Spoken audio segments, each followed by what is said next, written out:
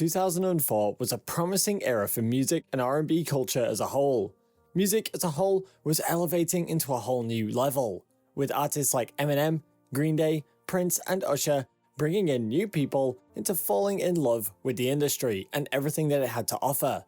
One of the fresh faces that seemed like he was on track for success was the R&B singer Houston. After all, he managed to light up the charts in 2004. Even if his rise to fame was quick, his downfall came just as quickly, as he ended up facing all sorts of mental and financial issues. Greetings, salutations, and welcome to our channel. Today, we're here to cover exactly what happened to the R&B singer Houston. As always, before we begin, make sure to press the like button and subscribe to support our channel so we can bring you more quality stories like this. Also, if you don't want to miss out a single one of our uploads, press the bell notification button and turn on YouTube notifications on your smartphone. Without further ado, let's jump right into the video. Houston Edward Summers IV was born and raised in Los Angeles, California. His dedication towards the performing arts was apparent from his early age, as he attended the Academy of Music at Hamilton High School in Los Angeles. He was a student that did not just stick to academics, as he found himself joining various singing groups as well. The footage that was taken of him performing on the street happened to be seen by an interested party in Capitol Records. It was not long until they reached out immediately and signed him in for a record deal. March of 2004 marks the time when his debut hit single, I Like That, made waves, as it was the track that was adored by many. After all, it featured established artists like Chingy, L20, and even the late Nate Dogg.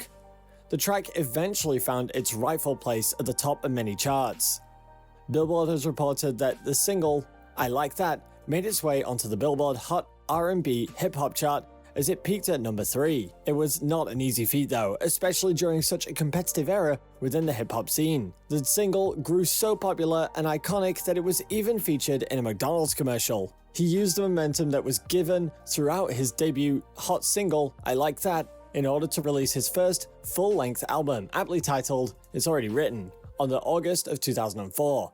After reaching significant acclaim, it even managed to reach number 14 on the Billboard 200 charts. It even managed to certify gold after 500,000 albums were sold within the span of a month.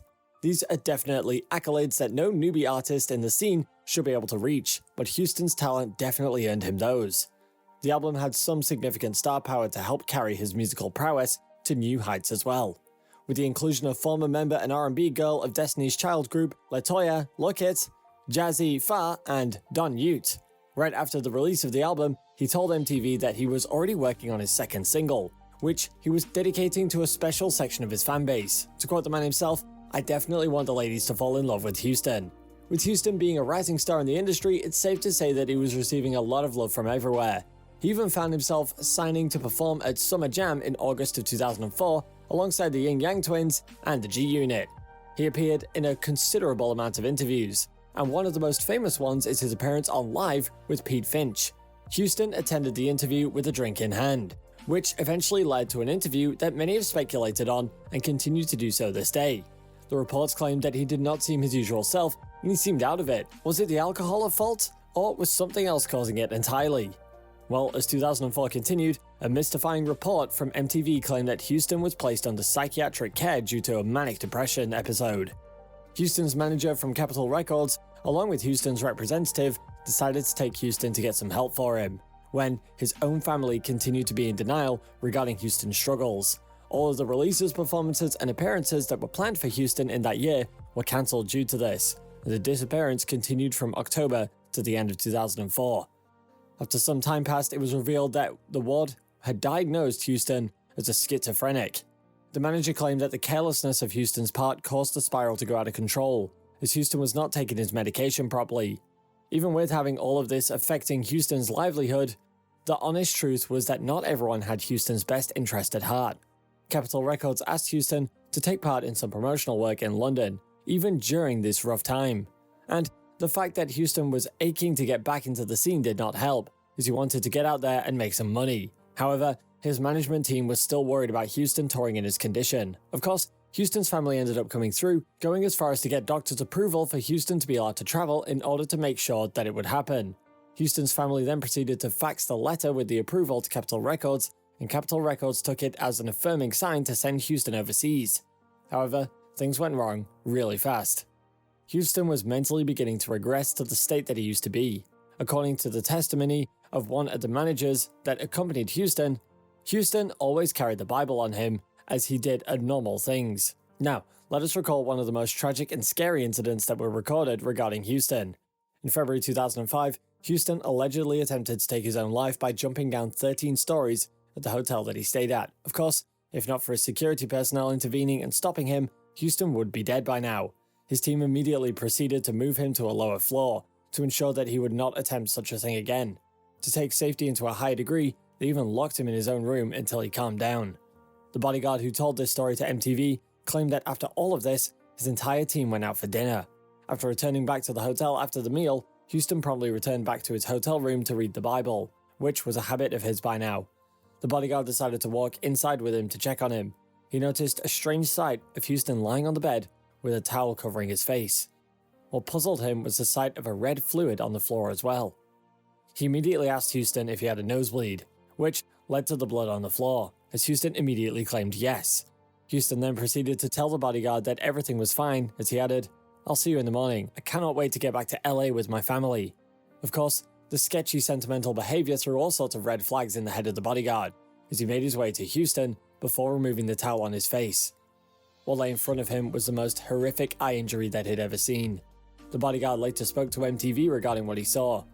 He showed no pain, and he had no remorse. He said he had to do it. He said that had freed him from everything. The bodyguard went ahead to explain what Houston has been going through can only be explained with two words: spiritual warfare. Houston had claimed that ever since he signed the record deal that he was given, he'd been subjected to what he calls the sins and devils of the business. This meant many things that were not included in his Christian upbringing, like substances or alcohol. However, after all is said and done, Houston's sister Billy Summers proceeded to blame his management team. She went ahead to claim that the team is no longer in any way part of Houston's career.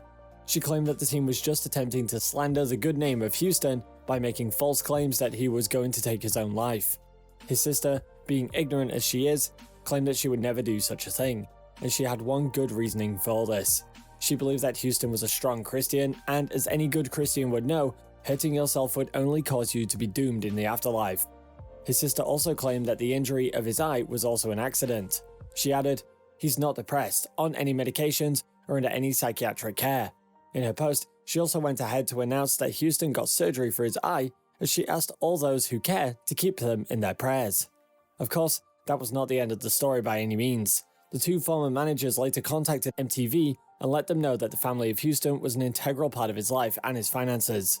Due to his mother urging him to do so, Houston had declined a publishing deal that the managers had begged him to take. Because of instances like this, Houston had missed out on many opportunities. His past managers have all claimed that if Houston had followed the right path, he'd be living in a nice house and driving a nice car. However, Houston lived in a 2-bedroom apartment with 4 others who liberally used Houston's money. While he was getting better in LA, he spoke to a news outlet that he still loves all his fans. He asked his fans to pray for him and to know that he will be back with some more hits. He suddenly popped back into the spotlight, however, in an interview with Hood News on 2008, where he admitted that the pressures of his career got the best of him. He said, "There's too many Fruit Loops in the Hollywood scene, so I stay in the background. When it comes to taking you someplace and making you do something and sugarcoating it, I say no to it."